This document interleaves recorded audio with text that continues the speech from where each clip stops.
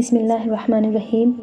قرآن کریم میں اللہ تعالیٰ بیان فرماتا ہے، جب روح سارے بدن سے کھینچ کر ہنسلی کی ہڈی میں آ کر اٹک جائے گی اور لوگ کہیں گے کہ ہے کوئی جھاڑ پھونک کرنے والا، کوئی دوا دارو کرنے والا، حالانکہ مرنے والا تو سمجھ جاتا ہے کہ اب جدائی کا وقت آ گیا ہے۔ روح نکلنے کی شدت کے بعد اس کی پنڈلی دوسری پنڈلی سے لپٹ رہی ہوتی ہے، یہی تو اپنے رب سے ملاقات کا وقت ہے۔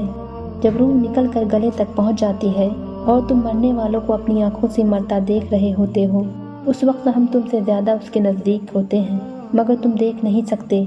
اگر تم اپنے قول میں بچے ہو کہ تمہیں جزا و سزا کچھ نہیں ملنے والی، تو تم اس کی روح کو پلٹا کیوں نہیں دیتے؟ کاش تم دیکھ سکو کہ جب ظالم موت کی سختیوں میں مبتلا ہوتے ہیں اور فرشتے عذاب کے لیے اپنے ہاتھ بڑھاتے ہوئے کہتے ہیں کہ لاؤ نکالو اپنی جانیں۔ رحمت للعالمین صلی اللہ علیہ وسلم نے موت کے اس انتہائی ہولناک مرحلے سے نپٹنے کا نہایت آسان نسخہ بیان فرمایا ہے۔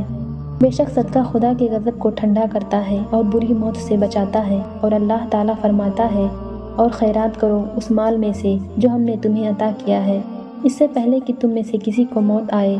اس وقت کہنے لگے کہ اے میرے پروردگار، تو نے مجھے تھوڑی سی اور مہلت کیوں نہ دی تاکہ میں خیرات کر لیتا اور نیک لوگوں میں داخل ہو جاتا۔ اور جب کسی کی موت آ جاتی ہے تو اللہ تعالیٰ اس کو ہرگز مہلت نہیں دیتا، اور جو کچھ تم کرتے ہو اللہ اس سے خبردار ہے۔